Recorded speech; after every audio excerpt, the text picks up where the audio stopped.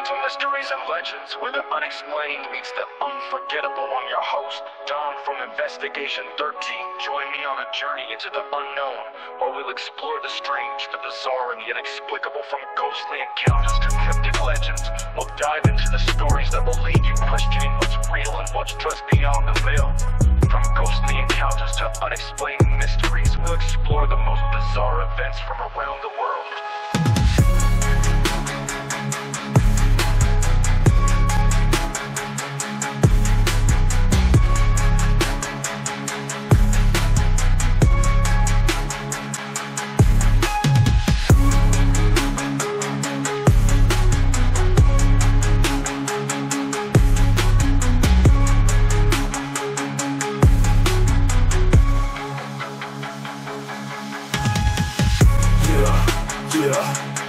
Welcome to Mysteries and Legends, where the unexplained meets the unforgettable. Unforgettable. I'm your host, Don from Investigation 13. Join me on a journey into the unknown.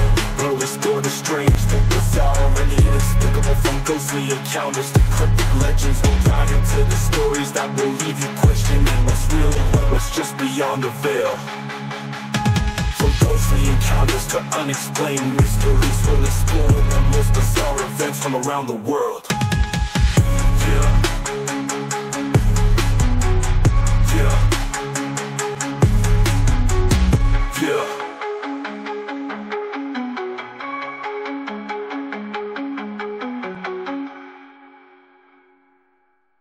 The Eyes of the Wendigo. October 31, 2022, 2:47 a.m., deep in the East Texas piney woods, near the town of Nacogdoches. The darkness of the forest was oppressive, the only sound the distant hooting of owls and the occasional snapping of twigs beneath the tires of Matt Starr's truck. Veteran cryptozoologist Matt sat behind the wheel, sipping lukewarm coffee, as he stared at the dimly lit map of the forest. The GPS led him deeper into the woods, to a remote area where local legend spoke of the Wendigo's presence. The message that brought him here was from a local hunter named Jed Thompson, who claimed to have witnessed something inexplicable in these very woods. Jed's words sent a shiver down Matt's spine. "I've been hunting these woods for nigh on 30 years, but nothing could have prepared me for what I saw last night." A figure, tall and imposing, with antlers that seemed to be made of twisted, human limbs. Its eyes glowed like embers, and it let out a scream that still echoes in my mind. I'm convinced it was the Wendigo. Matt's research had led him to believe that the Wendigo legend was more than just a myth, and he was determined to uncover the truth. This could be the break he needed. He had spent years studying the folklore and alleged sightings, poring over dusty tomes and interviewing witnesses. And now, he had a lead. Matt quickly assembled his team, including his trusted cameraman, Kate Wilson, and researcher, Dr. Emily Waters. Together, they set out for the heart of the piney woods, ready to track down the mysterious creature. They arrived at the designated meeting point, a small hunting lodge on the outskirts of the forest, just as the sun was setting. Their first witness was Jed Thompson himself. Matt interviewed him in the lodge's dimly lit common room, the fire crackling in the fireplace. Jed recounted his terrifying encounter, his voice shaking with fear. "I was tracking deer when I saw it," Jed said, his eyes wide with terror. "It was huge, with eyes that seemed to burn with an otherworldly fire. I tried to run, but my legs felt like lead. It started to move towards me, its antlers swaying like they were alive." Matt's team spent the next few hours setting up equipment and searching the area. They captured some strange audio recordings, which sounded like whispers in an unknown language. As the night wore on, the atmosphere grew increasingly oppressive. The wind picked up, rustling the leaves and sending the trees creaking ominously. At 3:14 a.m., Gade spotted something moving in the trees. "Matt, I think we've got something," he whispered, his eyes fixed on the darkness. Matt turned to see a towering figure emerging from the forest. Its antlers seemed to twist and writhe like living branches, and its eyes burned with an unnatural light. The air was heavy with an unholy stench, like decaying flesh. "Wendigo," Matt breathed, his heart racing. The creature began to move towards them, its presence seeming to fill the air with an unspeakable horror. Matt's team froze, paralyzed with fear. Dr. Waters stumbled backward, tripping over her own feet. Gade's camera captured the entire scene, the footage shaky and distorted. As the Wendigo drew closer, Matt felt his sanity begin to unravel. He saw visions of ancient rituals and human sacrifices, of a world where the laws of nature were twisted and distorted. The creature's eyes seemed to bore into his soul, filling him with a creeping sense of dread. The Wendigo's antlers seemed to grow larger, its eyes burning brighter.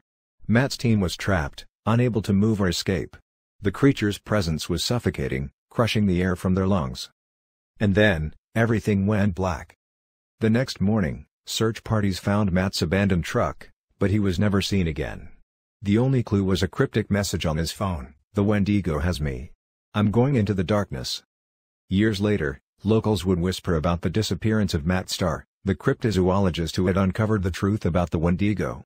Some say that on certain nights, when the moon is full and the wind is just right, you can still hear Matt's screams, echoing through the piney woods, as the Wendigo's eyes continue to burn with an otherworldly fire.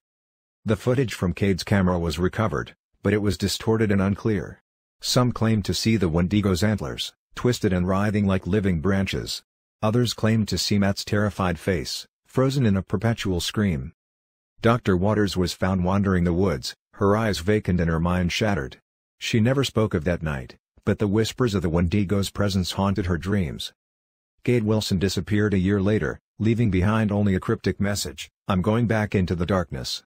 I have to find Matt." Jed Thompson never hunted again. But he would often sit on his porch, listening to the wind rustle through the trees. Some say he would whisper a name, over and over, as if calling out to someone in the darkness: "Matt, Matt, Matt." The truth about the Wendigo remains a mystery, but one thing is certain: the piney woods of East Texas hold secrets that are best left unspoken. And on certain nights, when the wind is just right, you can still hear the whispers of the Wendigo, echoing through the trees. Some say that if you're brave enough to venture into those woods, you'll see Matt's truck, abandoned and covered in dust. And if you listen closely, you'll hear the sound of his screams, echoing through the forest, as the Wendigo's eyes continue to burn with an otherworldly fire. Others claim to have seen Matt himself, wandering the woods, his eyes black as coal, his skin deathly pale. They say he's searching for something, or someone, but he'll never find it. The Wendigo has him now, and he'll be forever trapped in its darkness. The legend of the Wendigo has spread far and wide, drawing in thrill seekers and paranormal enthusiasts. But the locals know better. They know that some secrets are best left unspoken, and some mysteries are too terrible to uncover. And so, the piney woods remain, a place of dark legend and whispered terrors. A place where the fabric of reality seems to unravel, and the creatures of the night roam free. A place where the unwary can disappear, never to be seen again. The Wendigo's presence still echoes through those woods, a reminder of the horrors that lurk just beyond the edge of town. And if you listen closely, on certain nights when the wind is just right, you can still hear Matt's screams, echoing through the trees, as the Wendigo's eyes continue to burn with an otherworldly fire.